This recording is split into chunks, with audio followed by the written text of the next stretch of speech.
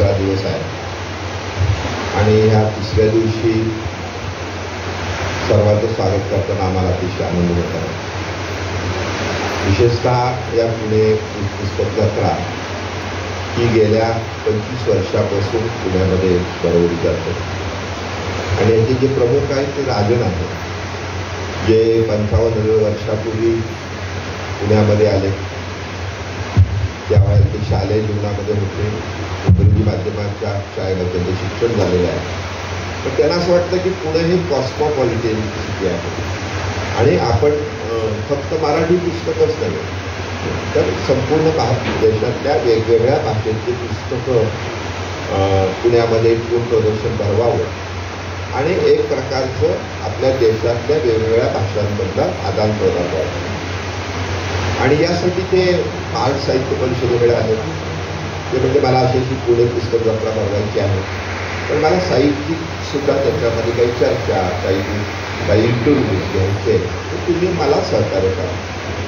त्यावेळेचे गणा जोगळेकर म्हणून जे प्रसिद्ध आहे ते प्राध्यापक होते, माझ्यामध्ये प्राचार्य पण होते, कंडिशनला होते माझ्यामध्ये. तर त्यांना ही कल्पना अतिशय आवडली. त्यांनी सांगितलं की आमचा काय तुम्हाला सपोर्ट राहील. आणि गेली 23 वर्ष म्हणजे खरं 25 वर्ष तर 2 वर्ष कोरोनाची आपण सोडली, तर गेली 25 वर्ष मसापण पुणे जत्राला सहकार्य करत आहे राजकीय.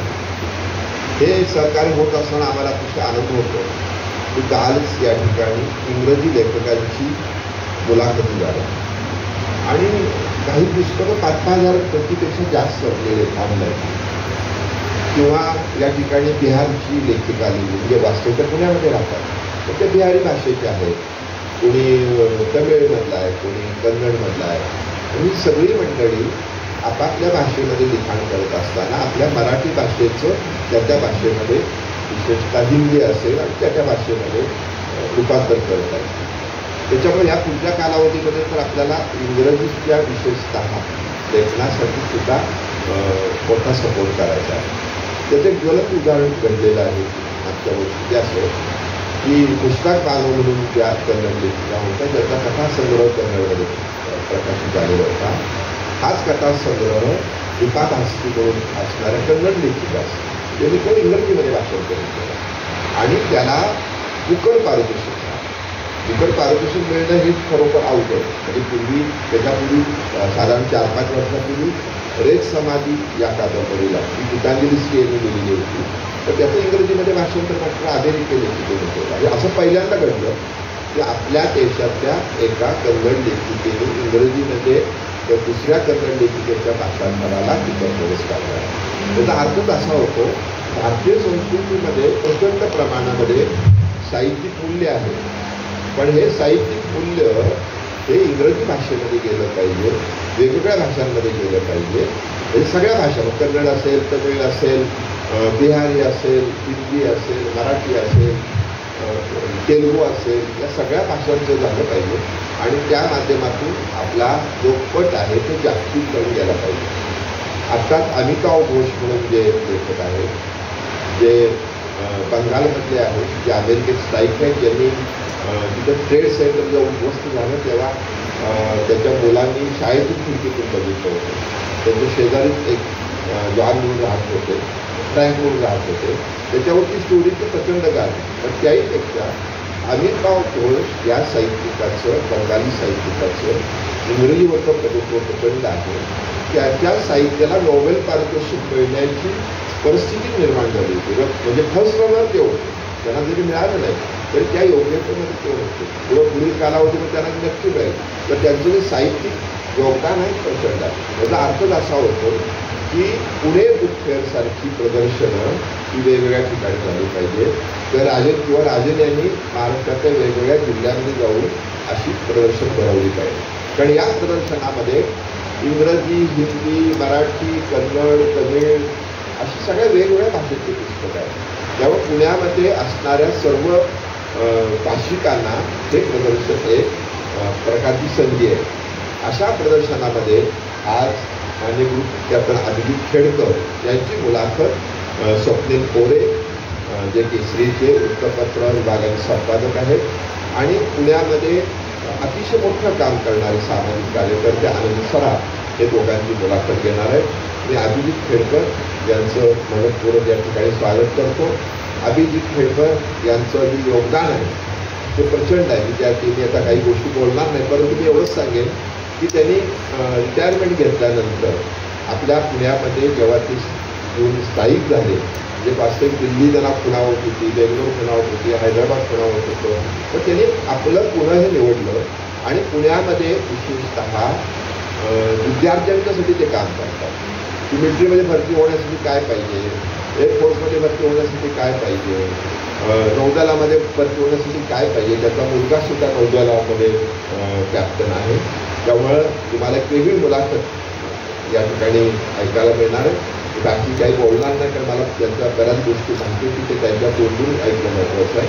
मी प्रथमतः माननीय राजन यांना विनंती करतो की त्यांनी त्यांचं या ठिकाणी गुच्छ देऊन आणि मोमेंट देऊन या ठिकाणी स्वागत करावं. त्यामुळे एक दसऱ्याला सीमेवर ज्यांनी काम करतात त्यांचे ते सत्कार करतात. यावेळेला त्यांच्यामुळेच मला अभिजित खेडकरांची ओळख करून घ्यायचा योग आला. त्यांच्या घरी आम्ही गेलो होतो, त्याचा तिथे सत्कार करण्यात आला होता. आणि अशी मंडळी ते समाजामध्ये आणतात, त्याचा उपयोग समाजाला विशेषतः होत असतो. तर माननीय राजन यांना विनंती करतो की आपण माननीय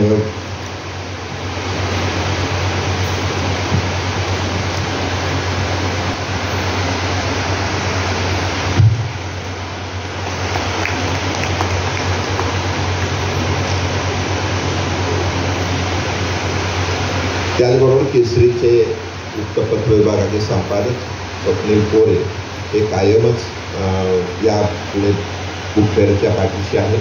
त्यांचा या ठिकाणी सत्कार माननीय राजन करतो. मी राजनाला विनंती करतो की आपण एक 2 मिनिटं मनोगत व्यक्त करावं आणि लगेच इंटरव्ह्यूला सुरुवात. नमस्कार, पुन्हा सर्वांचे स्वागत. 23वा पुणे बुक फेअर अर्थात पुणे पुस्तक जत्रा परवा म्हणजे गुरुवारी सकाळी माननीय श्री विश्वास पाटील यांच्या हस्ते या प्रदर्शनाचं उद्घाटन झाले. त्या कार्यक्रमाचा शुभारंभाला बरेचसा संस्था प्रमुख, publishers, book sellers, librarians, journalist, educational institutions असं सर्व काही लोक उपस्थित होते. 4 दिवसाचं चालणारं एक प्रदर्शन देशाच्या विभिन्न भागातून आलेले पब्लिशर्स आणि बुक सेलर्स साधारणपणे 62 स्टॉल्स आहेत. इथं प्रदर्शन सकाळी 11 पासून संध्याकाळी 8 पर्यंत सर्वांसाठी आहे. दरवर्षीप्रमाणे आम्हाला महाराष्ट्र साहित्य परिषदेचा संपूर्ण सहकार्य, त्याचबरोबर professional teachers association, all India radio आणि यावर्षी अकॅडमिक असोसिएट म्हणून सूर्य दत्ता इन्स्टिट्यूट या सर्वांचा लाभ मिळाला. या सर्व कार्यक्रमाला पुणेकरांनी उत्साहाने सहभागी व्हावे असं आमची अपेक्षा होती. त्याच पद्धतीने आज आणि उद्याचा दिवस, उद्या शेवटचा दिवस आहे, सगळ्यांनी कार्यक्रमात सहभागी व्हावे आणि तसेच प्रदर्शनाला आवर्जून भेट द्यावा असं विनंती. पुढील कार्यक्रम मी कोरे सर आणि आनंद साहेबांनी विनंती करतो की त्यांनी सुरुवात करावी आणि कार्यक्रम समाप्त. धन्यवाद. अभिजित खेडकर यांच्याशी आज आपण संवाद साधणार आहोत. मी स्वप्नील कोरे आणि एक सामाजिक कार्यकर्ते आनंद सराफ हे त्यांना बोलतं करू. पण आम्ही खेडकरांना अर्थातच स्वातंत्र्य आहे की त्यांचं कर्तृत्व इतकं मोठं आहे की जे प्रश्नामध्ये जे प्रश्न विचारले जातील त्याला उत्तरं देण्यात काही बंधनं असतात, एक मर्यादा असते. त्या पलीकडे जाऊन त्यांनी त्याच्यात ॲड करण्याची विनंती आम्ही दोघांनी त्यांना याआधीच केलेली आहे.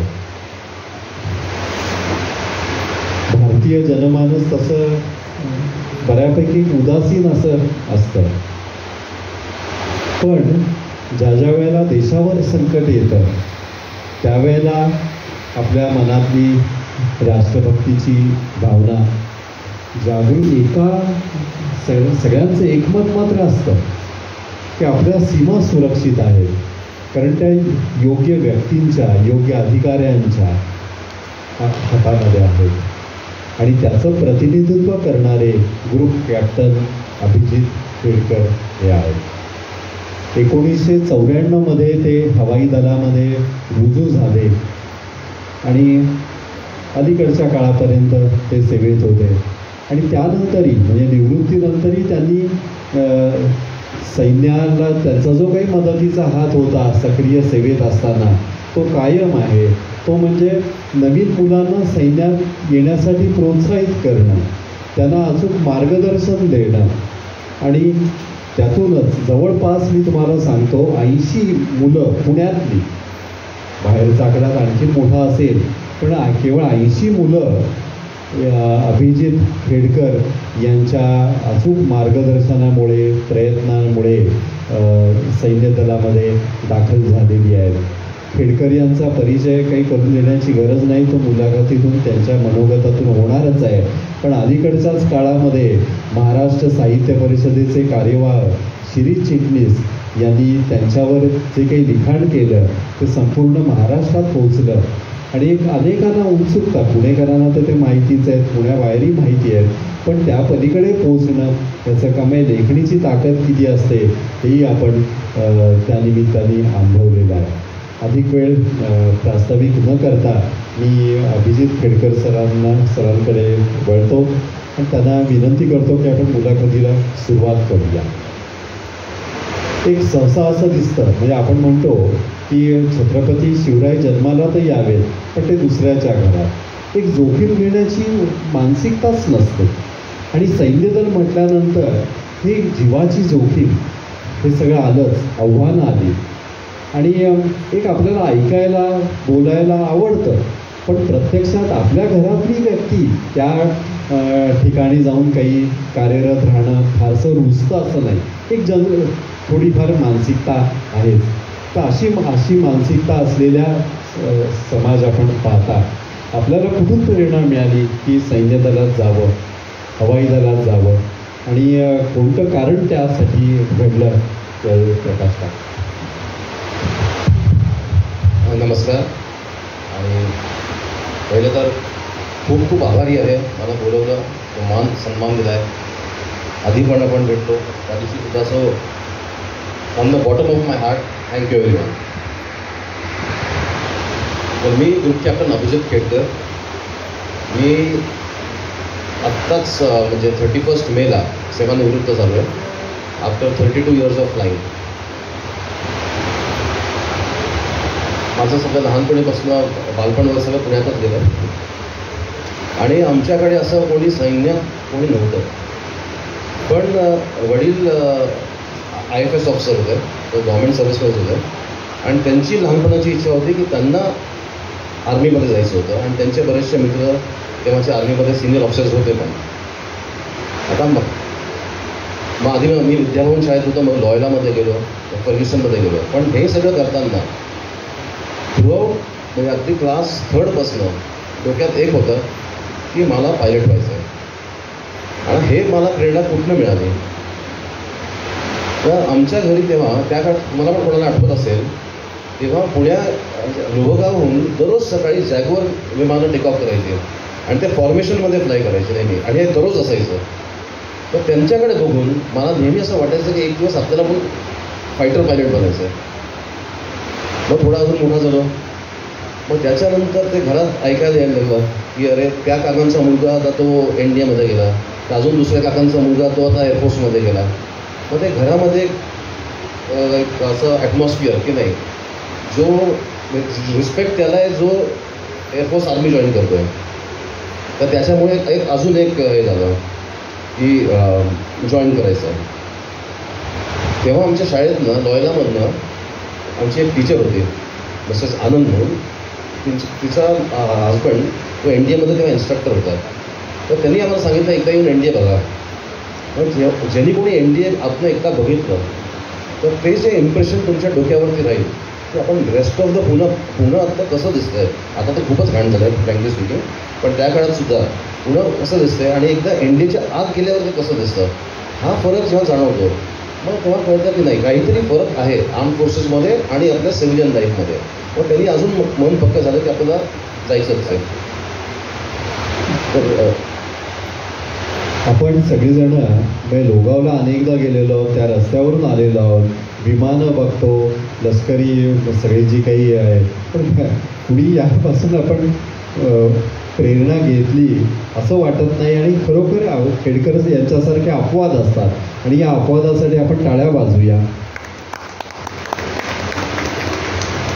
आईवडिलांचं ऐकण्याची प्रवृत्तीच एकंदर कमी झालेली आहे. पण वडिलांनी त्यांच्या स्वप्न बघितलं की मुलांनी सैन्य दलात गेलं तर फार छान होईल, आणि ते स्वप्न त्यांच्या कर्तृत्वात मुलांनी पूर्ण केलं. हाही एक मोठा क्षण. सर, आपलं प्रशिक्षण माझ्या माहिती हैदराबादमध्ये झालं. काय स्वरूप होतं आणि किती वर्षाचं ते होतं? तर मी फर्ग्युसनमधनं ग्रॅज्युएट झालो आणि UPSCद्वारे घेणारे कंबाईंड डिफेन्स सर्व्हिस एक्झाम असते, तर ती क्लिअर केली, चांगल्यापैकी क्लिअर केली. तर एंट्रन्स एक्झाम जेव्हा होते, तुम्हाला कळत आहे ना, ऐकू येते? कारण this is more for you all. पुढे आलं तरी चालेल, आपण पुढेही बस.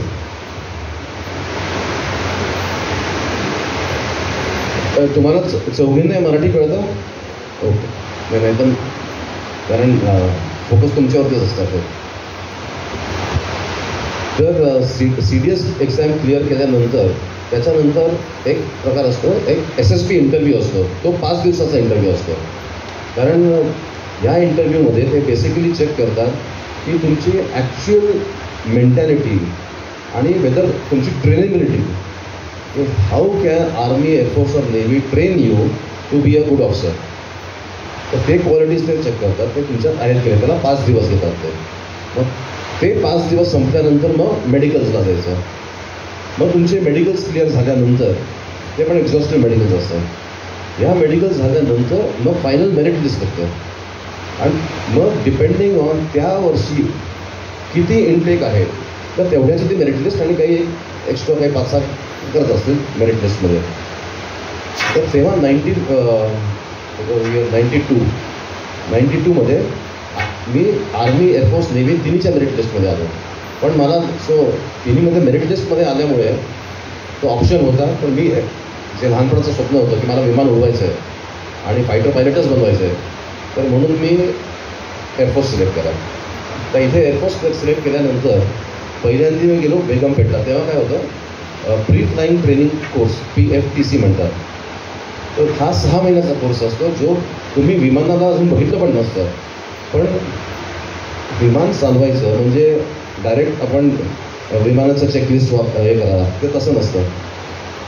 तर तुमचं आधी physical toughening, mental toughening, ability to withstand stress, extreme stress, never give up, हे सगळे लिडरशिप क्वालिटीज, तुमचं काय पुढेपर्यंत म्हणजे स्टॅमिना, तुमचा फिजिकल स्टॅमिना किती वाढतोय, किती कमी होतोय, हे सगळं तुमच्या त्या 6 महिन्याच्या ट्रेनिंगमध्ये व्यवस्थित तुम्हाला ट्रेन केलं जातं. आणि ह्यात तुम्ही जर सक्सेसफुल झाला तर तुम्ही फर्स्ट बेसिक स्टेज ऑफ फ्लाईंगला जाता. बेसिक स्टेज ऑफ फ्लाईंग म्हणजे डायरेक्ट जेट नाही, ते त्या काळात आमच्या वेळेस HPT-32, आजकाल ते बदलले, आता पिलाटस म्हणून विमान आलं आहे, पण पूर्वी HPT-32 असायचं, हिंदुस्तान पिस्टन ट्रेनर 32. मग हे 6 महिन्याचं ट्रेनिंग आमचं अलाहाबादला झालं. अलाहाबादमध्ये मग त्याच्यात पण सगळं, त्याच्यात डे फ्लाईंग, नाईट फ्लाईंग, वेगवेगळे एक्सरसाइज असतात. आणि त्याचं लँडिंग स्पीड बऱ्यापैकी कमी असतो, म्हणून it is a basic trainer. ह्याच्यात सुद्धा बरेच जण रिजेक्ट होतात आणि मग ते आउट ऑफ फ्लाईंग जातात. याच्या नंतरची स्टेप असते, तर पुढचे 6 महिने काही लोक हाकीमपेठला गेले, काय मी बिदरला गेलो, एअरफोर्स स्टेशन बिदरमध्ये for jet training, advance jet training, Kiran mark 2 म्हणजे HJT, Hindustan jet trainer, HJT-16 mark 2. तर तिथे I had done very well, I perform actually very well. पण 17 डिसेंबर 94ला आमचं कमिशनिंग झालं आणि त्या दिवशी मला कळलं it is award of wings, सगळ्या पायलटला विंग्स मिळतात, अवॉर्ड ऑफ विंग्स आणि रँक्स. फर्स्ट रँक तिकडे ते पासिंग आउट परेडमध्ये तुम्हाला मिळतं. आणि त्याच्या एक दिवस आधी तुम्हाला अनाऊन्स करून सांगतात की आता तुमचं फ्लाईंग ट्रेनिंग बेसिक संपलेलं आहे आणि तुम्ही आता पायलट होणार आहात उद्या आणि उद्या ऑफिसर पण होणार आहात. तर त्या दिवशी ते डिसाईड करतात की तुम्ही फायटर्समध्ये कोण जाणार, ट्रान्सपोर्ट एअरक्राफ्टला कोण जाणार आणि हेलिकॉप्टर्समध्ये कोण जाणार. तर इथे माझं नाव आलं हेलिकॉप्टरच्या लिस्टमध्ये. तर माझं जे स्वप्न होतं की मला फायटर पायलटच बनायचं आहे, तर ते मला त्या दिवशी जरा एक झटका लागला. आणि जे काय असेल तर it was not in my hands. आणि नेक्स्ट डे कमिशनिंग वगैरे झालं, पण मी त्याला डिजेक्टेड होतो. आईवडील आले होते पासिंग आउट परेडसाठी. तेव्हा एक इन्स्ट्रक्टर आला आणि याच्यावरून तुम्हाला कळेल की इन्स्ट्रक्टर्स तुमच्यावरती प्रत्येक स्टेजला तुमच्यावरती किती लक्ष ठेवून असतात आणि रिक्वायरमेंट ऑफ द सर्व्हिस आणि इंडिव्हिज्युअल रिक्वायरमेंट हे दोन्ही याचं हे कसं कॅल्क्युलेट करतात. तो इन्स्ट्रक्टर आला तरी मला म्हटलं की मला माहिती आहे की यू आर अपसेट आणि तुला फायटर्सलाच जायचं होतं, पण आता मी तुला सांगतो की हे आम्ही जे काय रिकमेंडेशन दिलं की तुला हेलिकॉप्टर्सला पाठवायला पाहिजे, त्याच्यामागे एक कारण आहे. म्हटलं काय कारण? तर throughout having been good in all phases of flying, पण तुला नाईट फ्लाईंगमध्ये स्पेशली किरन्समध्ये असताना, जेट ट्रेनरमध्ये असताना तुझं लँडिंग स्पीड आणि तुझी लँडिंग कन्सिस्टन्सी ती थोडीशी म्हणजे मार्जिन ऑफ एरर कमी आहे त्याच्यात. आणि ह्याच्यानंतर जे नेक्स्ट स्टेज आहे if you go to fighters ते डायरेक्ट MiG-21 आहे. कारण त्या काळात फर्स्ट स्टेप वॉज MiG-21. आता आपल्याकडे हॉक्स वगैरे आले. तर इथे जिथे आमचं landing speed was approach speed for 180 km/h जे आम्ही करत होतो, हे दुसऱ्या दिवशी मिक्सला गेल्यावर ते सरळ होणार होतं 350 km/h. तर आता the risk was too high. So it was in my safety that they decided no you cannot go directly to MiGs. कारण तिकडे जर गेलास आणि त्याला ग्राउंड करतील, जर जमलं नाही तर ग्राउंड करतील. आणि समजा जमलं तर knowing your what we have judged you it is difficult. तर असं करत मी मग हेलिकॉप्टरवर आलो. वेगळं जग आपल्यासमोर ग्रुप कॅप्टन अभिजित केळकर यांच्या पुण्यातून उघडतं. तर आपलं पहिलं पोस्टिंग जे होतं ते नॉर्दर्न विभागामध्ये होतं. मला वाटतं 1994. आणि त्यावेळेला त्या विभागातलं सर्वात आपलं महत्त्वाचं राज्य सीमेवरचं काश्मीर, प्रचंड अशांतता, अतिरेक्यांचा हिंसाचार, सीमेपलीकडून त्याला मिळणारी चिथावणी आणि सगळं दुःखदायक एक असं चिंता करावी असं वातावरण. आणि त्यावेळेला मी आपल्या एका भाषणातून ऐकलेलं आहे, अचानक आपल्याला मेसेज आला, आपण आणि आपले एक सहकारी त्या ठिकाणी गेला आणि जे काही मोहीम पूर्ण केली, जी जबाबदारी आपल्यावर सोपवली होती ती सर्व श्रोत्यांबरोबर आपण सांगणार का? आणि घटना कुठे घडली होती काश्मीरमध्ये सगळंच तुमच्या. सर त्याच्या आधी मी अजून कारण काय जरा फेसमध्ये दिलं पाहिजे. तर ट्रेनिंगचा अजून एक आस्पेक्ट जो बराच इंटरेस्टिंग आहे, जो जरूर ज्यांनी एअरफोर्स लाईफ ॲक्च्युली स्वतः बघितलं नाही आहे त्यांना हे कधीच कळणार नाही, म्हणून मी सांगतो ते. तर एकदा हेलिकॉप्टर्समध्ये गेल्यावर सुद्धा एअरफोर्समध्ये ट्रेनिंग कधी संपत नाही. अगदी तुम्ही लास्ट डे रिटायरमेंट होईपर्यंत तुमचं ट्रेनिंग चालू असते, specially if you are a pilot. त्यामुळे तुमचे टॅक्टिक्स बदलत राहतात, तुमची विमानं बदलतात. तर याच्यात एक प्रकार असतो ब्लाइंड फोल्ड चेक्स. तर तुम्ही कुठल्याही कॉकपिटमध्ये तुम्हाला बसवलं विमानाच्या, तर आधी तुमचं ओरिएंटेशन ट्रेनिंग होतं, but before you start flying there is a blindfold check. Blindfold check म्हणजे काय, तुमच्या डोळ्यावरती पट्टी बांधली जाते आणि मग इन्स्ट्रक्टर जो बटन सांगेल तुमचा हात त्या बटनावरतीच गेला पाहिजे. विमानामध्ये 1000 बटनं असतात, पण त्याच्यात मग एररचा स्कोप नाही, कारण फ्लाईंगमध्येच बेसिकली एररचा स्कोप नसतो. You have to be either 100% in the aircraft or there is no point even that 1% can cost you your life as well as that machine. पण ट्रेनिंग इज कंटिन्युअस. मग helicopter पायलटसाठी before I went to Kashmir, because काश्मीरमध्ये काय आहे, you are flying over snow. मग समजा एखाद्याची posting डेझर्ट्सला झाली तर तो डेझर्टमध्ये, एखादा मुंबईला किंवा अंदमानला गेला तर they are flying over the sea. So there is something called a jungle and snow survival course. So in case of emergency, if you land up in jungle or समुद्रावरती उतरवलं तुम्ही हेलिकॉप्टर किंवा डेझर्टमध्ये उतरवलं तर तुम्ही सर्वाईव्ह कसे किंवा enemy एरियामध्ये गेलात तर सर्वाईव्ह कसे करणार. तर याच्यासाठी हा 15 दिवसाचा कोर्स आणि हा एक असा कोर्स आहे ज्याच्यात तुम्हाला एव्हरी आस्पेक्ट एक तर सर्वाईव्ह कसं करायचं, काय खायचं, कसं आयडेंटिफाय करायचं कुठले फ्रूट्स पॉयझनस आहेत कुठे नाही आहेत, मग दिवसभर कसं लपून राहायचं, रात्री कसं ट्रॅव्हल करायचं, मग स्टार्सला बघून आपण डायरेक्शन्स कशा आयडेंटिफाय करायच्या आणि मग कोणाशी बाहेर म्हणजे किती बोलायचं, किती खायचं.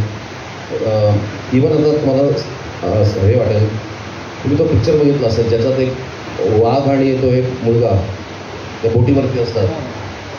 तर how to kill boredom from where to get. आता समुद्रातलं पाणी आपण पिऊ शकत नाही, ते प्यायला तर माणूस एक दिवस सुद्धा जिवंत राहणार नाही आहे समुद्रातलं पाणी सगळीकडे पाणी असून. मग ते कसे मासे पकडायचे तर फक्त त्याचा माशाचा फक्त डोळा असतो त्याच्यात पाणी असतं, तर फक्त ते डोळे खायचे. किंवा साप कसे मारायचे मग त्याच्याकडनं कसं आपण तुम्ही कुठले साप मारू शकता ते कसे खाऊ शकता, हे सगळं तुम्हाला ट्रेनिंग आहे. जंगल स्नो सर्वायवल आणि सी सर्वायवलमध्ये ट्रेनिंग दिलं जातं. आणि after completion of this training then you get something called only the successful pilots who pass out from this training get a kukri, and this is the kukri which I am wearing. This is after completion of this 15-day course, all those who go through it are awarded this kukri. म्हणून मी खूप proudly हे घालतो, मला हे आवडतं. तर तिकडनं माझी पहिली पोस्ट आहे. After doing this course I went to Hindon म्हणून गाझियाबादजवळ जागा आहे, पण आमचं स्क्वॉड्रनचं डिटॅचमेंट परमनंट श्रीनगरमध्ये होतं. हा जो इन्सिडेंट तुम्ही मला सांगितला होता तर this was in the year 94-95 जेव्हा militancy was at the peak. Sir militancy तेव्हा श्रीनगरमध्ये भयंकर होती. आणि एकदा अचानक आम्हाला फोन झाला की कुपवारा सेक्टरमध्ये टेररिस्टनी आर्मी युनिटवरती अटॅक केलं आणि खूप हेवी गन फायरिंग चालू आहे, तर ताबडतोब हेलिकॉप्टर पाहिजे. तर तेव्हा मी डिटॅचमेंटवरती होतो, मी माझा को-पायलट. तर मेसेज आला, आम्ही ताबडतोब गेलो. तर त्या काळात असं पण नाही की सरळ आपलं हेलिकॉप्टर घ्या आणि तिकडे जा, नाही. कारण तेव्हा मिलिटन्सी इतकी होती, त्यांच्याकडे असे वेपन्स होते की मग फिक्स्ड रूटिंग, रँडम रूटिंग, दररोज रूटिंग बदलायचं, एकदम हाईटवरनं जायचं, फक्त हेलिपॅडवरती पटकन चक्कर मारून येऊन लँड करायचं, असेच वेगवेगळे टेक्निक्स आम्ही वापरायचो. आणि स्टँडर्ड प्रोसिजर काय आहे की आम्ही एखाद्या हेलिपॅडला जाऊन लँड करणार, मग तिथे एक कोणतरी तिथला जो इन्चार्ज ऑफिसर असेल तो येऊन भेटणार, मग आता काय रिक्वायरमेंट काय, असं सगळं एक पद्धत असते. त्या दिवशी आम्ही लँड केलं, बघितलं आसपास कोणीच नाही आहे. आणि सिन्स वी न्यू की त्या सेक्टरमध्ये हेवी फायरिंग होतं, तर एक आमचं एक स्टँडर्ड ऑपरेटिंग प्रोसिजर होतं की हेलिकॉप्टर बंद करायचं नाही, फक्त त्याचं थ्रॉटल बंद करायचं, म्हणजे रोटर RPM जो असतो तो कमी करायचा आणि एका पायलटने बाहेर जाऊन बघायचं की काय रिक्वायरमेंट आहे. तर मी को पायलटला म्हटलं तू बी ऑन कंट्रोल्स. मी आपण बाहेर गेलो आणि मग तिकडे एक पंडित होता, युनिट पंडित, आणि त्यांनी मला दाखवलं अशा 14 का 18 बॉडीज फ्रेश, जेव्हा डेड बॉडीज. त्याच्यावरती त्यांनी फक्त व्हाईट म्हणजे पांढरी चादर असं प्रत्येकाला कापडली होती आणि त्याच्यातनं सुद्धा दिसत होतं मध्येच कुठेतरी असा लाल ठपका येतोय. तेव्हा दॅट फ्रेश, एवढे फ्रेश ते गुंज होते. मी म्हणतो अरे कोणी आहे का हेल्प करायला, आपल्याला त्यांना घेऊन जायचं आहे मिलिटरी हॉस्पिटलला, तिकडे त्यांना शिफ्ट करायचं आहे. तर मग तिकडनं पूर्वी नंतर आर्मी विल टेक केअर, कोणाला कुठे पाठवायचं आहे. तर नाही सर कोणीच नाही आहे, कारण इतकं हेवी फायरिंग झालं आहे की आता available every hand available is holding a gun and is on the forward. तर आता आपणच आहोत, आपणच आता यांना हेलिकॉप्टरमध्ये टाकायचं. तर ते खरं सांगतो, आपण एखाद्या माणसाला जेव्हा उचलतो, एखाद्या मित्राला आता आपण उचलतो, ते तर खूप सोपं असतं, पण एखादी बॉडी असते तिथे, तर त्याचं वेट ते 2 लोकांना नाही जमत. आणि हे मला लवकरात लवकर कंप्लीट करून त्यांना बदामी बॅक कॅन्टला पाठवायचं आहे. तिकडनं परत as a procedure helicopter sanitise परत करून औषधांनी हे कंप्लीट करून दुसऱ्या मिशनला पण जायचं होतं. तर हे आपण त्या दिवशी बोललो होतो. तर यावेळेस कळतं की असं तुमचं जे ट्रेनिंग झालं असतं ते कसं कामात येतं हे अशा इन्सिडेंट्सला कळतं की तेव्हा तुम्ही तुमचं मन इज व्हेरी क्लिअर की हे कमिटमेंट आहे, हे मिशन आहे आणि हे मी पूर्ण करणारच आहे. मग तेव्हा तुम्हाला भीती वाटत नाही, तुमच्यात ते बळ ऑटोमॅटिक येतं, तुम्ही डिसिजन्स घेऊ शकता की नाही मी आता हे करणार, मग तिकडे जातो किंवा दुसरीकडे जातो. ऑन द स्पॉट तुम्हाला डिसिजन्स घ्यायला लागतात. हे एक त्यातलं फक्त उदाहरण आहे. असे बरेच, कारण हे ओपन आहे, असे बरेच उदाहरणं अजून असतात पण जे मी बोलू शकत नाही ऑन पब्लिक प्लेस. तर हे होतं माझं काश्मीरचं एक्सपिरियन्स.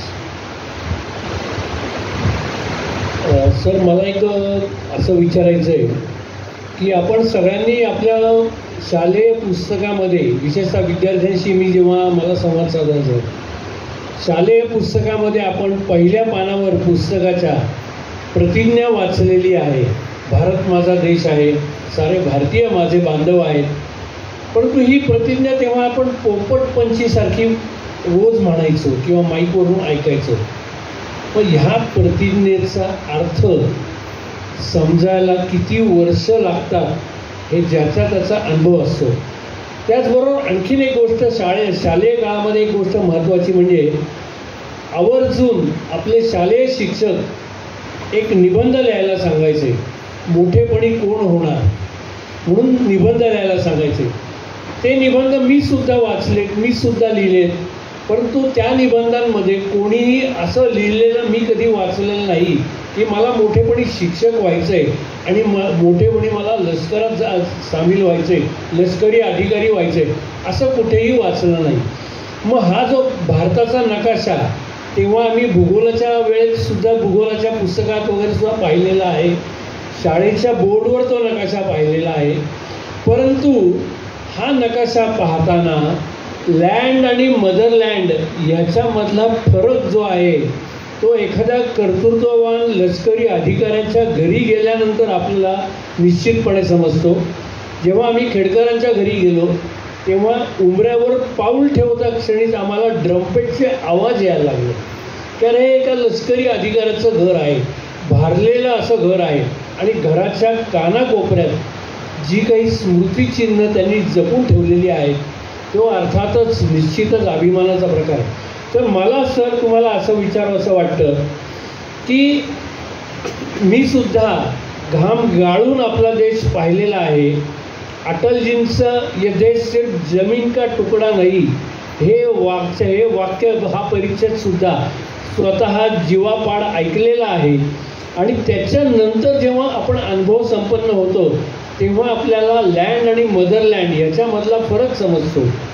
तुमच्यासारखं कर्तृत्ववान आयुष्य आम्ही जेव्हा समजून घेण्याचा प्रयत्न करतो तेव्हा माझा असा एक शेलका प्रश्न राहील की हा लँड आणि मदरलँडमधला फरक तुम्हाला केव्हा, एक ठिणगी तुमच्या मनामध्ये केव्हा पडली?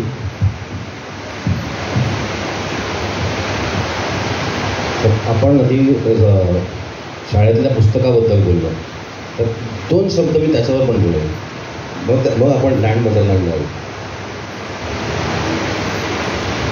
आता आजकाल मला ॲक्च्युली लक्षात नाही आहे पण कितवीपर्यंत असतं कम्युनिटी लिव्हिंग आणि मॉरल सायन्स हे सब्जेक्ट्स कितवीपर्यंत शिकवतात?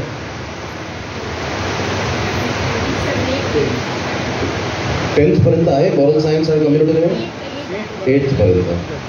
आणि आपल्याकडे अजून ते बऱ्याच आपण न्यूजमध्ये ऐकतो की अजून ते एक वॉर चालू आहे, वॉर की कुठल्या लँग्वेजेस शिकवायचे, कुठल्या लँग्वेजेस नाही शिकवायचे, कोण हिंदीच्या अगेन्स्ट आहे, कोण मराठीच्या अगेन्स्ट आहे, कोण तमिळच्या अगेन्स्ट आहे, हे वॉर चालू आहे.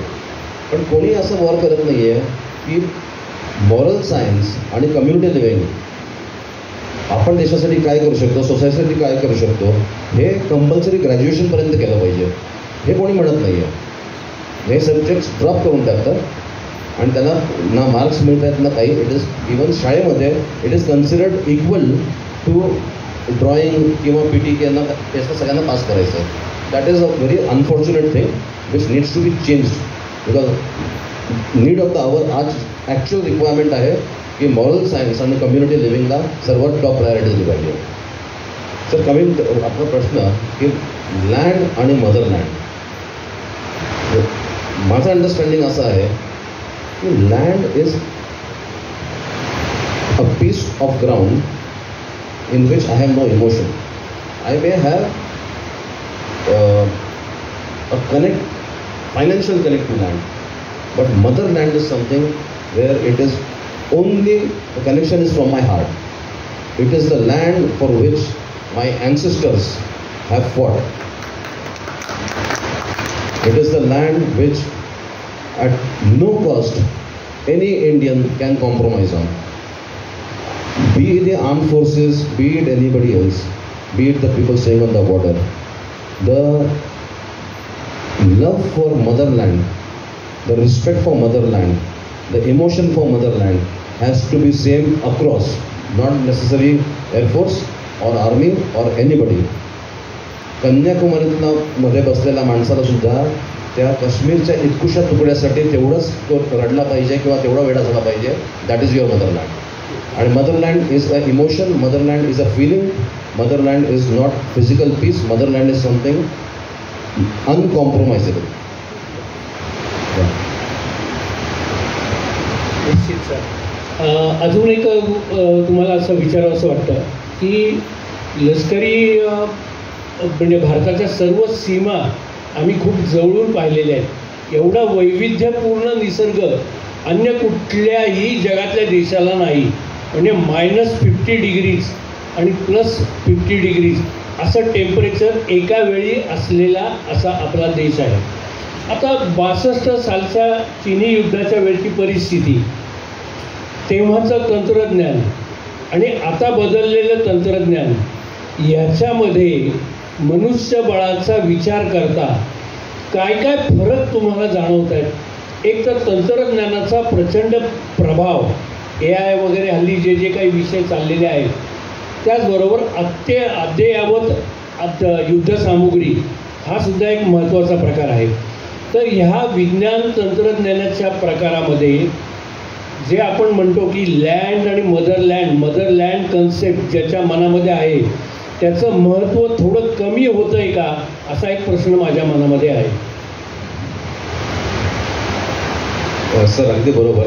1962 किंवा आपण 1947 पासून चालवतो. वॉरफेअर म्हणजे धावपेच, टॅक्टिक्स, वेपन सिस्टम्स आणि the man behind the machine सगळ्याच्या चेंजेस झालेले आहेत. आणि मॅन बिहाइंड द मशीनमध्ये चेंज कसं, सोसायटीत चेंज झालेली आहे. आपले आजोबा किती फिट होते किंवा त्यांचं देशाबद्दलचं प्रेम किती होतं, मग ओव्हर द जनरेशन्स आपण बघत गेलो आहे आणि आता आपण कुठे गेलो आहे. It's a natural, I don't know whether I should call it progression or the other way around, but it is a natural process which has happen आणि वी हॅव टू ओव्हर. आपल्याला त्याच्यामध्ये तोडगा तर काढलाच पाहिजे. मशिनरी ॲडव्हान्स होत गेली आहे, एनिमीची machinery अजून ॲडव्हान्स होत गेली आहे, मग इनोव्हेशन्स आले आहेत. आता हे सगळं हँडल करायला नो मोर आता वॉरियर लागत नाही. ठीक आहे. आता the concept is scholar warrior. त्यामुळे आता इव्हन तुम्ही NDAमध्ये बघितलं तर NDA फॉर नेव्ही आणि एअरफोर्स हे पूर्वी इव्हन BA वगैरे जॉईन करू शकत होते. आता इट इज कंपल्सरी BTech की तुम्ही 3 वर्ष BTech कोर्स करता NDAमध्ये आणि 1 वर्ष मग तुमच्या नेक्स्ट अकॅडमी, एअरफोर्स अकॅडमी किंवा नेव्हल अकॅडमीमध्ये जाता. तर आता इव्हन माझ्या मुलाने तो 12वी नंतर इमिजिएटली नेव्हीमध्ये जॉईन झाला, पण नेव्हीने त्याचं BTech करवलं at the Indian naval academy. तर आता जो नेव्ही आणि एअरफोर्सचा हात आहे that everybody has to be BTech. So all pilots are now BTech. पण याचा अर्थ असा नाही की बाकीच्या फील्डचा स्कोप नाही आहे. आपल्याकडे right from statistics, doctors, lawyers, accounts department, you be surprise, even musicians, हे सगळे ट्रेड्स असतात. Be it in the officer ranks or below the officer ranks. So scope सगळीकडे आहे. पण हा फरक जो सर तुम्ही अगदी बरोबर पॉईंट आउट केला की आता रिक्वायरमेंट फक्त स्कॉलर वॉरियरची आहे. वॉरफेअर कम्प्लिटली बदललं आहे आणि along with that scholar warrior the knowledge of beyond space. For Air Force, earlier it was Air Force, now it is Aerospace Force. Then new dimensions of warfare कुठले आले? Electronic warfare, cyber warfare. मग हे सगळं handle करायला एक माझ्यासारखा pilot तर मी तर नाही हँडल करू शकता. याला एक्सपर्ट तुमचा इलेक्ट्रॉनिक्स इंजिनियर असेल तर तोच हे सगळं हँडल करू शकतो. तर आता ह्या सगळ्या फील्ड्स पण आपल्या खूप ओपनच झाल्या आहेत आणि त्याच्यासाठी डेडिकेटेड डिपार्टमेंट्स आहेत विदिन दी आपल्या आर्म फोर्सेस. इनफॅक्ट एक जसं आपण म्हणतो इथं सदर्न कमांड, वेस्टर्न कमांड, आता तसं आपल्याकडे एरोस्पेस कमांड, EW कमांड, आता हे सगळं येत आहे. तर इम्प्रूव्हमेंट्स आणि changes, it is continuous process. Your doctrine changes and it will keep evolving. त्या ठिकाणी पुढचाही कार्यक्रम आहे, पण अर्थात आपल्याला काही प्रश्न अजून राहिलेले आहेत विचारायचे. साहित्य संमेलनाचे माजी अध्यक्ष, आघाडीचे कथाकार भारत सासणे सर पण या ठिकाणी आलेले आहेत. सर, एक कन्सेप्ट जी आहे म्हणजे वैमानिक विरहित विमान, त्याचे आपण भारतामध्ये पायनियर मानले जातात, त्याबद्दल थोडंसं. पण त्याचबरोबर मगाशी तुम्ही सर्वात प्रथम उल्लेख जो केला की क्षमता त्या ज्या बनवल्या जातात त्याचा कशा पद्धतीने कधी उपयोग होईल सांगता येत नाही. तर GOC म्हणून पाटणकर असताना आपण एक सुचवलं की कशा पद्धतीने शस्त्राचे पार्ट करून ते नंतर जोडता येतील आणि शत्रूवर हात करता येतील. हे एक दोन सांगाल का सर? आपल्याकडे ॲक्च्युली वेळ किती आहे त्याप्रमाणे.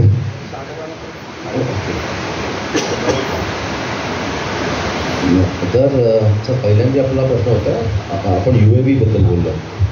तर UAV म्हणजे unmanned aerial vehicle, aeroplane without pilot. तर हा कन्सेप्ट अमेरिकेत आणि इस्रायलमध्ये तर होताच. आपल्याला केव्हा जाणवला की हा कारगिल युद्धात जाणवला.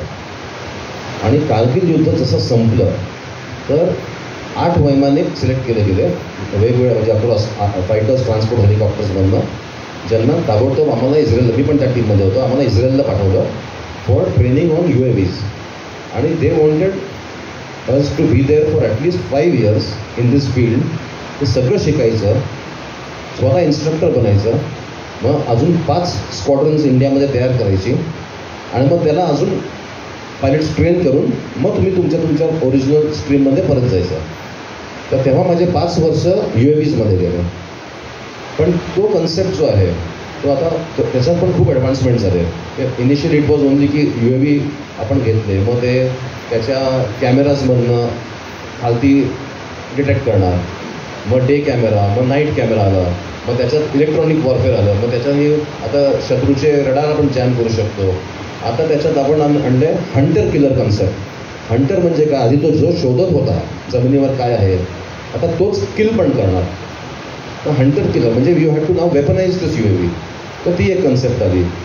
तर असं करत करत again it is only improving. आता लेटेस्ट टेक्नॉलॉजीजमध्ये काय होतं आहे की आता एका विमानाने एखादं टार्गेट बघितलं, पण तो ऑलरेडी दुसऱ्या टार्गेटच्या मागे आहे. तर मी हे टार्गेट जे दुसरं आहे ते ऑनलाईन माझ्या मित्राला, जो माझ्या राईटला समजा एखादा फ्लाय करतो, मी ते ऑनलाईन त्याला ट्रान्सफर करतो आणि तो ते टार्गेट टेक ओव्हर करतो. So now it is handing over of targets also to each other. So again coming back to the point, who will be able to do this? Only a scholar warrior can do it. So that is why you youngsters, remember, you will have to be extremely ahead of your education. If you are prepared for IIT, then you can think about doing well in the present armed forces. दुसरा प्रश्न होता की general Patankar त्यावेळेला जी काही अडचण आली होती आणि ती आपल्या कल्पकतेमुळे सोडवली गेली, ते आपल्या श्रोत्यांसमोर जरा. वर्ष होता 1996. तर अगेन पीक ऑफ मिलिटन्सी आणि त्यावेळेस अक्रॉस द बॉर्डर फायरिंग पण खूप व्हायचं आपल्या पोस्टवरती. तेव्हा जनरल पाटणकर तिथे GOC होते, पुण्याच्याच आहेत आपल्याला. तर त्यांच्याकडनं मेसेज आला की आपल्याला काही करून इंडियन फील्ड गन, म्हणजे बोफोर्स टाईपची गन असते, मोठी गन होती, तर ती आपल्याला पीकवरती पोचवायची आहे. तर पीकवरती ती पोचवणं कसं? रस्ते नाही, काही नाही, पण त्या डोंगराच्या वरती आम्हाला ती गन पाहिजे, कारण तिकडनंच आम्ही ऑपोजिट पोस्ट उडवू शकतो किंवा त्यांचे जे फायरिंग होते ते पोस्ट उडवायचे. तर मग सगळ्यांनी बसून हे गण कशी नेऊ शकतो. आर्मीला विचारलं इम्पॉसिबल आहे. मग एअरफोर्सला नाही म्हटलं आम्ही नुसतं कुठल्याही नाही जाऊन वरनं जाऊन ते टाकू शकत नाही. मग शेवटी असं डिसाईड झालं तेव्हा की let us break this gun into as many parts as possible. जेवढे पॉसिबल होईल. आपली चाकं वेगळे, बॅरल वेगळं, त्याचे फायरिंग वेगळं. तर you break up into many parts. आणि मग ते मोठ्या नेट्समध्ये बांधले, ते हेलिकॉप्टरच्या खालती लटकवले आणि असे 7-8 सॉर्टीज करून ओव्हर 2-3 डेज मग तिथे ते वेगवेगळ्या ठिकाणी टाकले. मग आर्मीचे जवान वरती चालत गेले, त्यांनी तिकडे ते परत रिअसेंबल केलं आणि ती गन तयार केली. आणि हे झाल्यानंतर ते आपल्याला जेवढा तो धोका होत होता त्या सेक्टरमध्ये, सेक्टरचं नाव मी काही घेत नाही, पण त्या सेक्टरमध्ये जेवढा धोका होता ते 2 दिवसात सायलेन्स झाला. त्याच्यानंतर एकसुद्धा बंदूक तिकडनं परत तयार नाही झाली, कारण त्यांना एक्सपेक्टेडच नव्हतं की आपण एक गन तिथे अशी पोझिशन करू. हा तो इन्सिडेंट होता ज्यामुळे पाटणकर बरोबर. एक प्रेक्षकांचा प्रतिनिधी म्हणून, नंतर सैनिक मित्र परिवार या नावाची NGO त्याचा एक फाउंडर म्हणून, आणि माझा सख्खा भाऊसुद्धा एअरफोर्समध्ये 16 वर्ष त्यांनी सर्व्हिस केली. तर ह्या सगळ्या गोष्टी, सगळ्या रोलचा विचार करून मला काही प्रश्न विचारायचे वाटतात की सैन्य दलाबद्दल गैरसमज खूप आहेत का, की लोकांना असं वाटतं की ते पार्ट्यांमध्ये दाखवतात ग्लास घेऊन चीअरअप करणं, अमुक तमुक किंवा असं वेगवेगळं जे असतं ते म्हणजेच आर्मी लाईफ आहे का, असा एक लोकांमध्ये समज असतो. मग युद्धकाळाव्यतिरिक्त या आर्मीचं नेमकं काम काय असतं, असा अनेक जरा थोडासा मी त्याला धारिष्ठ्याने वेडसर प्रश्न, की ज्यांनी काही माहिती घेतलेली नाही आहे असा वेडसर प्रश्नसुद्धा लोक विचारतात. त्याचबरोबर मी जी प्रत्यक्ष गोष्ट पाहिलेली आहे, मी जेव्हा प्रवासात होतो तेव्हा सुचेतगड बॉर्डरवर आपल्या सैनिकांनी तिथल्या एका सीमा भिंतीवर स्वतः ऑइल पेंटनी त्यांच्या मनातली व्यथा लिहिलेली आहे. ती व्यथा अशी आहे की God and bordermen all people adore in time of need only. When the peace is restored God is forgotten and bordermen ignored. ही सैनिकांची व्यथा सैनिकांनी सुचेतगड बॉर्डर पोस्टवर प्रत्यक्ष भिंतीवर ऑइल पेंटनी त्यांच्या मनातली व्यथा मांडलेली आहे. मग आता प्रत्यक्ष सैनिकी जीवन, आणखीन एक गोष्ट सांगायची म्हणजे सैन्य दलामध्ये जे वरिष्ठ ऑफिसर असतात, कमांडिंग ऑफिसर किंवा वरिष्ठ ऑफिसर, यांचं आयुष्य वेगळंच असतं. त्यांच्या पत्नीचं आयुष्य तर वेगळंच असतं. सातत्याने होणाऱ्या बदल्या, कुठेही स्थिर सावरता नाही. आणि त्या रेजिमेंटची मातृत्व, की कुठे काही खुट्ट कोणाचं काही वाजलं, कौटुंबिक काही गडबड झाली तर ते त्या सैनिकाच्या पत्नीनी रेजिमेंट की अशा पद्धतीने ते पालकत्वाच्या भूमिकेतून त्या सगळ्या भूमिका रोल स्वतःचा निभवायचा. तर लोकांच्या मनामध्ये सैन्य दलाविषयी असलेलं थोडंसं अज्ञान आणि प्रत्यक्ष सैनिकी जीवन ह्याच्यामधली दरी कमी करण्यासाठी सैन्य दल किंवा तुमच्यासारखे काही अधिकारी प्रयत्न करतात का? कारण आम्ही जे प्रत्यक्ष सैन्य दल पाहिलं की युद्धकाळाव्यतिरिक्त यांना काय काम असतं, अरे प्रत्यक्ष युद्धाच्या त्या जिथं घुसखोरांच्या मार्गावर सुरुंग पेरण्याचं काम, त्याचं स्थान बदलण्याचं काम, त्याच्यानंतर ते नष्ट करण्याचं काम हे सातत्याने युद्धकाळाव्यतिरिक्त करावं लागतं.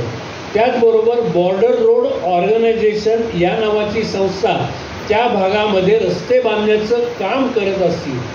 सरहद्दीवरच्या लोकांच्या मनामध्ये दुवा सांडला तर ते लोक सैनिकांना मदत करतात. ही गोष्ट लक्षात घेऊन शैक्षणिक, आरोग्य आणि संरक्षण विषय असं सर्व काही मदत हे भारतीय सैन्य दल हे तिथल्या सरहद्दीवरच्या सैनिकांसाठी करत असतं. परंतु हे प्रत्यक्ष जो पाहतो त्याला या गोष्टी माहिती असतात. तर हा जो दुरावा आहे, हा जो सैनिक आणि कॉमन माणूस यांच्यामधलं जे अज्ञान आहे, दुरावा आहे, तो कमी करण्यासाठी तुमच्यासारखा सजग अधिकारी काय करू शकेल? अगदी सिंपल उत्तर म्हणजे regular interaction with the civilian हे अगदी सिम्पल, पण आता सांगतो काय करतो आम्ही, ॲक्च्युली काय करतो. युद्धात विमान उडवणं हे एका दिवसाचं काम नाही आहे, याला ट्रेनिंग दररोज लागतं, अगदी दररोज. तर आत्तासुद्धा जे आपण तुम्ही लोहगावला जर बघितलं तर दररोज तो Su-30 पायलट जेव्हा टेक ऑफ करतो आणि त्याची जी लाईफ आहे, फॉर हिम वॉर म्हणजे इट इज ओनली की आज दुश्मन ॲक्च्युअल फायर करणार आहे तुमच्यावर, बाकी दुसरं काही बदलत नाही. तो ट्रेनिंग आणि तो त्या दिवशी वॉरमध्ये जसं एअरक्राफ्ट त्याचं चालवणार आहे तो तेच दररोज करतो आहे. त्यामुळे he is preparing for war every day. परीक्षेची तयारी कायम 365 दिवस. ते म्हणतात the more you sweat in peace the less you will bleed in war. So you have to sweat it out every day. आणि आपण म्हणतो आता आर्मीचा रोल हवी रॉयल्टी पॉइंटेड आउट की हा बॉर्डरवरती वॉरच्या वेळेस सगळ्यांना कळतोच आहे, तेव्हा अगदी फार कवर मिळतं. पण माझा आता दुसरं काउंटर क्वेश्चन असेल की जेव्हा सरकारने वेगवेगळे डिपार्टमेंट फॉर्म केले, बी इट डिझास्टर रिलीफसाठी, तुमच्या लोकल बॉडीज वेगवेगळे अजून पण असतात, तरीसुद्धा पाऊस पडला आर्मी बोलवा, फ्लड झाले आर्मी बोलवा, एखादं लहान मूल बोरवेलमध्ये पडलं आर्मी बोलवा, रस्ता वाहून गेला आर्मीला बोलवा. आता हे किती दिवस आणि किती वर्ष हे चालणार. कारण ज्या माणसाने खरं त्याच्यासोबत ट्रेनिंग केलं पाहिजे आणि जो जेव्हा फॉरवर्ड एरियामध्ये असतो त्याच्यानंतर त्याला 2 वर्ष मिळतात परत पीस लोकेशनमध्ये त्याच्या बायकोबरोबर, फॅमिलीबरोबर, त्याच्या मुलांबरोबर राहायला. हे 2 वर्ष कसे संपून जातात की तो परत पुढचे 3 वर्ष बॉर्डरवरती असतो, जिथे परत त्याचा तो फॅमिलीपासून ब्रेक झाला असतो. पण तेव्हा आपण त्यांना याच्यात सगळ्यात अडकवून ठेवतो. तर हे कितपत बरोबर आहे हे सुद्धा सिव्हिल सोसायटीने विचार केला पाहिजे. नवीन जेव्हा ऑफिसर जॉईन होतो तेव्हा त्याला कशा पद्धतीचं ट्रेनिंग दिलं जातं हे सुद्धा आम्ही बहुत करीबी से देखा आहे. तर त्या रेजिमेंटच्या बाहेर, कॉमन जवानांच्या रेजिमेंटच्या बाहेर एखाद्या झाडाखाली तंबू उभा करून त्या ऑफिसरला त्या ठिकाणी मुक्काम करायला लावणं आणि ते जवानांचं आयुष्य जवळून त्यांनी पाहावं या हेतूने सुरुवातीच्या त्याच्या ॲप्रेंटिसशिप पिरियडमध्ये 6 महिने ते वर्षभर त्याला तंबूमध्ये राहून या सगळ्या गोष्टी पाहायला लागतात. परंतु ह्या गोष्टी एक सिक्रेसी किंवा काय म्हणू आपण की थोडासा कॉशसनेस अशा पद्धतीचं, परंतु ह्या सगळ्या गोष्टी आर्मीच्या बाबतीत विशेषतः ऑफिसरच्या बाबतीत केल्या जातात. आणि त्या ठिकाणी सैनिकाचा धर्म हा फक्त राष्ट्रधर्मच असतो. सर्व सणवार, सर्व पक्ष, सर्व धर्माचे सणवार हे त्या ठिकाणी त्या दिवशी त्या रेजिमेंटचा जो पंडित असतो, म्हणजे धर्मगुरू पंडित, बरोबर ना, त्या रेजिमेंटचा गुरु असतो. म्हणजे समजा आपण पुण्यावरून राख्या पाठवल्या तर त्या राख्यांचे ज्या काही तिथं पोहोचल्यानंतर त्या सगळ्या राख्यांची पूजा रक्षाबंधनाच्या दिवशी त्या ठिकाणी होते आणि त्यानंतर तो पंडित त्या जवानांना समक्ष राखी बांधायचा, त्या ठिकाणी त्या स्वतः राखी बांधतो आणि मग त्या पोलादी मनगटामध्ये रेशीम धाग्याने 1000 हत्तींचं बळ आलेलं असतं. या छोट्या छोट्या गोष्टी असतात की ज्या आम्ही पाहिल्या, यांनी इम्प्लिमेंट केल्या आणि जनतेमार्फत त्याचं ज्ञान वाढण्यासाठी याचा निश्चितपणे उपयोग होतो. सर आता आपण बंद करायचं मला या 4 यंगस्टर्ससाठी, ठीक आहे प्लीज, कारण त्यांना त्याचा खूप फायदा होईल म्हणून त्यांच्याशी बोलायचं आहे. आता आपण SSB किंवा कुठल्या नॉट नेसेसरली SSB ओनली, लाईफमध्ये तुम्हाला कुठल्याही फील्डमध्ये सक्सेस पाहिजे असेल तर तुम्ही एक लक्षात ठेवा, मनसा, वाचा आणि कर्मणा. What does that mean? And your entire SSB is based on this. मनसा, वाचा, कर्मणा. मनसा is what you think, okay, त्याच्यात तुम्हाला सायकॉलॉजिस्ट चेक करतो व्हॉट यू थिंक. वाचा इज तुम्ही काय बोलताय, ठीक आहे, तिथे इंटरव्ह्यूइंग ऑफिसर तुम्हाला चेक करतो. आणि कर्मणा इज तुम्ही ॲक्च्युली काय करताय, ओके. तर तिथे तुम्हाला तो ग्रुप टेस्टिंग ऑफिसर किंवा जो तुमच्या फिजिकल बघतोय तो, ह्या तिघांमध्ये फक्त मिलिटरी नाही, कुठल्याही फील्डमध्ये जर या तिघांमध्ये मिसमॅच असेल तर you will not succeed. What you think is what you should be speaking, what you are speaking is what you should be doing. हे जर बरोबर परफेक्ट मॅच झालं तर तुमच्या सगळ्या गोष्टी सक्सेसफुल होतील. ठीक आहे. नंतर आत्ता तुम्ही जेव्हा प्रिपेअर करता एक्झामसाठी असू दे किंवा आजच्या दिवसासाठी असू दे, रिमेंबर एक गोष्ट, desired end state. Desired end state म्हणजे काय? आता माझं आजचं डिझायर्ड एंड स्टेट आहे की मला संध्याकाळी आज एका फंक्शनला जायचं आहे, तर आय विल वर्क बॅकवर्ड्स की संध्याकाळी किती वाजता पोचायचं आहे, मग त्याच्या आधी किती वेळ ड्रायव्हिंग करायला लागेल, मग माझी गाडीमध्ये पेट्रोल आहे की नाही, असं करत करत जर मी बॅकवर्ड्स अख्खा दिवस म्हणजे एखादे कुठला इव्हेंट काही असू दे तर आला तर you will get your starting point. If you don't think बॅकवर्ड्स you have 100 starting points. आणि ह्या 100 स्टार्टिंग पॉईंट्स तुमच्या करिअरमध्ये आजच्या तारखेला तुम्हाला कुठे घेऊन जाते याची काही गॅरंटी नाही आहे. हे जर तुम्ही बॅकवर्ड आखलं तर तुमचा इकॉनॉमी ऑफ एफर्ट होईल. तुम्ही कमीत कमी पेन आणि कमीत कमी वेस्टेज ऑफ टाईममध्ये तुम्ही त्यात तुमची पायरी बरोबर तुम्हाला त्या डेस्टिनेशनला घेऊन जाईल. तर डिझायर्ड एंड स्टेट काय आहे त्याच्यावरनं you should always select what is your first step. ठीक आहे. हे या गोष्टी लक्षात ठेवा. सेकंडली, आपण जेव्हा तयारी करतो, आणि हे अगदी खरं आहे आणि हे स्वतः मी नोटीस केले, बरेच पालक पण नोटीस करतील. आपल्याला आत्ता समजा तुम्हाला एक ट्रिपला जायचं आहे, काश्मीरला, दुबईला, कुठे असेल, तर त्याचं आपण प्लॅनिंग किती करतो की आपण 6 महिने आधी तिकीटं काढतो. कारण का आपल्याला स्वस्त तिकीट पाहिजे, आपल्याला तिथे कुठला हॉटेलमध्ये राहायचं आहे ते आपण बुकिंग करणार, मग तिथे सीझन कसा असेल, आपल्याला कुठल्या सीझनमध्ये जायचं आहे आपण त्याप्रमाणे करणार. हाच गॉगल घालायचा आहे, हीच टोपी घालायची आहे, नवीन कपडे पाहिजे, मग नवीन कॅमेरा पाहिजे, मग आम्हाला ते इंस्टाग्रामवर पण टाकायचं आहे, ते व्हॉट्सॲपवर टाकायचं आहे, सगळ्यांना सांगायचं आहे. बरं, मग गुगलवरनं अभ्यास करणार की त्या ठिकाणी काय अलाउड आहे, काय नाही आहे, काय करायचं, काय नाही आहे. एका सिम्पल 5 दिवसाच्या ट्रिपसाठी आपण 5 महिने तयारी करतो. आता मी तुम्हाला एक प्रश्न विचारणार आहे की तुमच्या अख्ख्या आयुष्यासाठी आपण किती तयारी केली आहे? इतक्या डिटेलमध्ये कोणी तयारी केली आहे का? किंवा पालकांनी एवढ्या डिटेलमध्ये त्यांच्या मुलांसाठी तयारी केली आहे का? तर इथे तुम्हाला कळेल की आपण किती नको तिथे वेळ वाया घालवतो आणि जिथे ॲक्च्युली केला पाहिजे ते आपल्या डोक्यात येतच नाही. हां, so make it a point. या 3 गोष्टी लक्षात ठेवा: मनसा वाचा कर्मणा, डिझायर्ड एंड स्टेट आणि कुठल्या गोष्टीवर किती वेळ घालवायचा. हे जर तुम्ही लक्षात ठेवलं तर तुम्हाला यश लवकर मिळेल. यश मिळणारच आहे पण ते लवकर मिळेल. ठीक आहे. एक नवीन जग अभिजित खेडकर सरांनी आपल्यासमोर उलगडून दाखवलं. इंडियन हा देखील आपल्या कारकिर्दीमधला एक महत्त्वाचा टप्पा ठरला. आपण अनेक विद्यार्थ्यांना त्या ठिकाणी घडवलं आणि आजही आपण त्याच प्रेरणेने कार्यरत आहात की मुलांनी, युवकांनी सैन्य दलात जायला पाहिजे. त्याबद्दल 1-2 वाक्य आणि आजचे जे उपस्थित श्रोते आहेत, मगाशी नागरिकशास्त्र, संकेत, जबाबदाऱ्या सगळा उल्लेख झाला. आपण काय संदेश द्याल?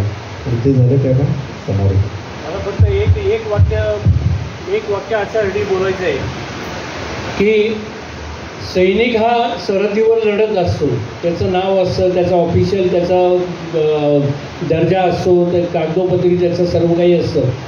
परंतु त्याची पत्नी जी काही असते तर ती पत्नी, त्याचा प्रपंच सांभाळणारी पत्नी, त्याची सैनिकाचा प्रपंच सांभाळणारी, ही सुद्धा दुसरी लढाई लढत असते आणि तिचा कुठेही गवगवा नसतो, कुठेही वाच्यता नसते, कुठलीही अपेक्षा नसते.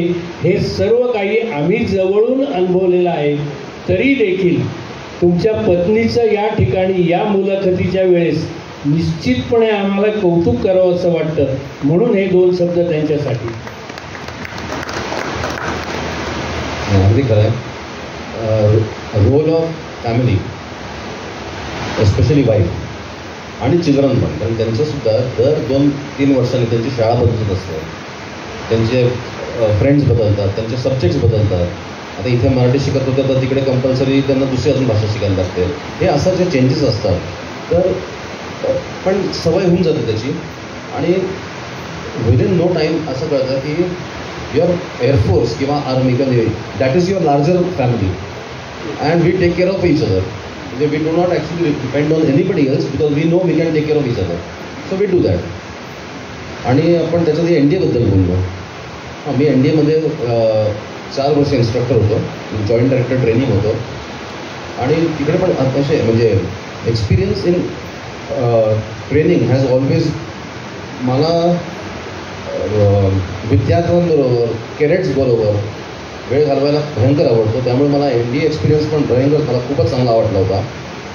आणि आता दुसरं मी जे आता करतो आहे रिटायरमेंटनंतर की मी free of cost coaching for SSB पूर्वी पण करायचो आणि अजून चालूच आहे माझं. कोणीही कधीही मला फोन करावा.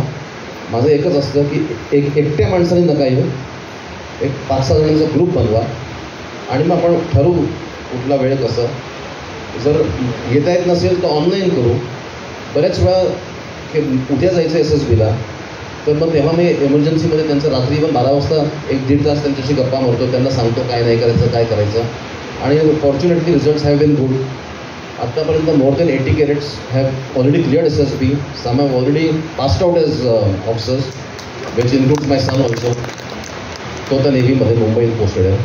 आणि हे मला ह्या वर्षाच्या एंडपर्यंत ॲक्च्युली वेळ फार कमी आहे पण असा एक स्वप्न आहे की ह्या वर्षी मला सेंचुरी मारायची आहे की अजून 20 जणांचं ह्या वर्षापर्यंत कम्प्लीट करायचं आहे.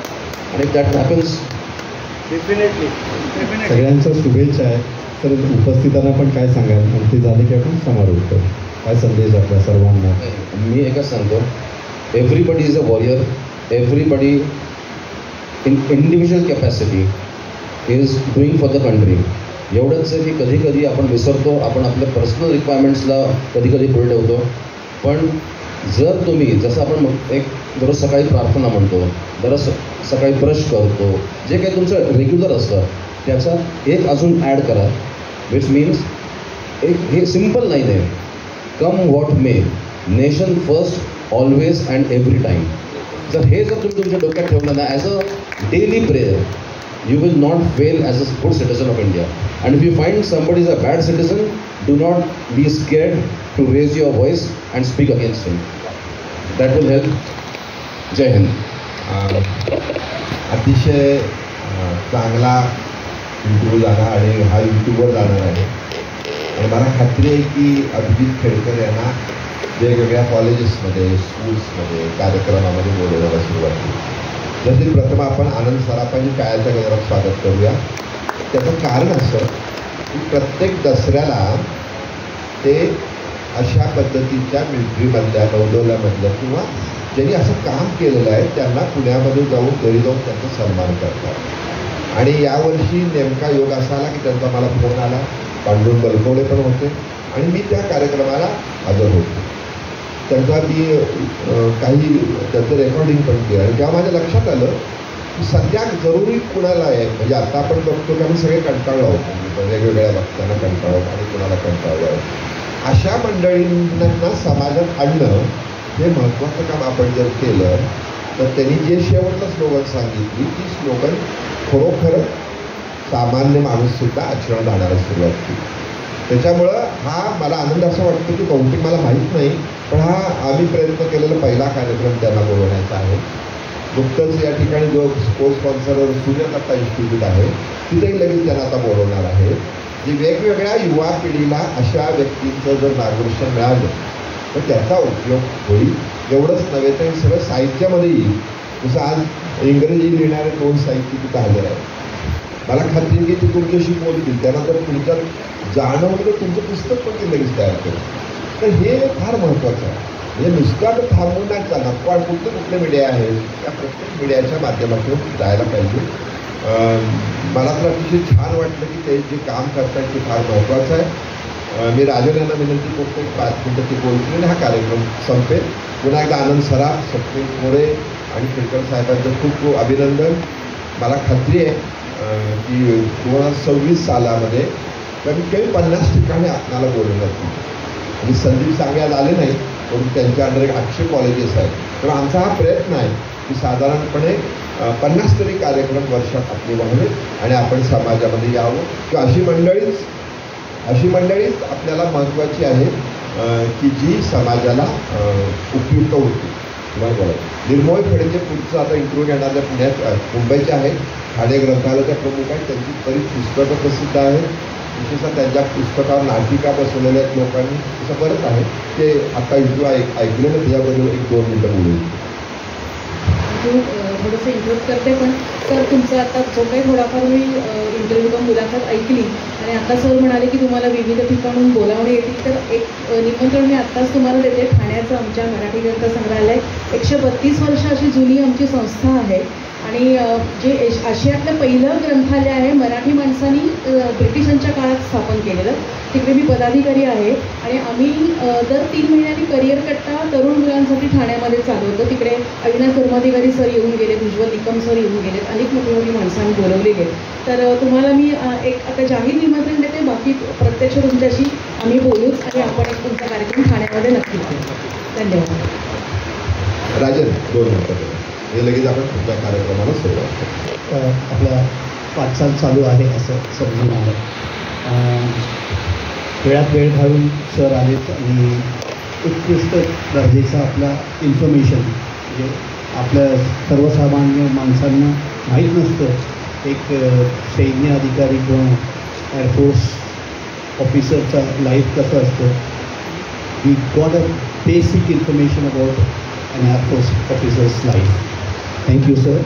आणि पुढचा कार्यक्रम लगेचच चालू करूया. थँक्यू. माननीय शास्त्री सरांनी कृपया स्टेजवर यावं.